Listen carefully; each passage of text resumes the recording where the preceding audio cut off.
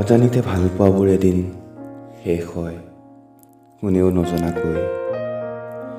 আনক ভাল পোৱাৰ প্ৰমাণ দিবলৈ বাদ দিয়া। যি তোমাৰ হ'ব খোজে তেওঁ কেতিয়াও প্ৰমাণ নিবিচাৰে। প্ৰেম বিষাদৰ ঔষধ বুলি শুনিছিলোঁ, কিন্তু আজি এই প্ৰেমেই প্ৰতিটো দুখৰ কাৰণ।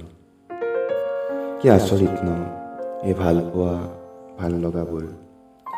যিয়ে আমাৰ মূল্যই নিদিয়ে তেওঁৰ পাছতেই আমি পাগল হওঁ।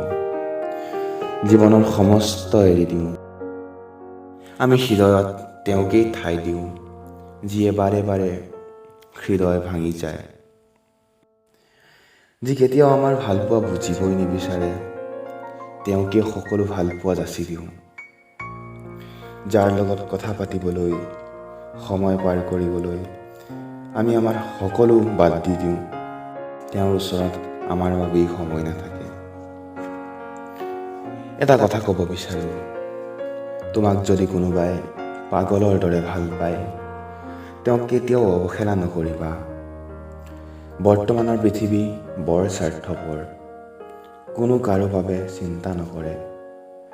আৰু কোনোবাই যদি অৱহেলা কৰি আছে, তেওঁৰ পিছত লাগি সময়বোৰ নষ্ট নকৰিবা।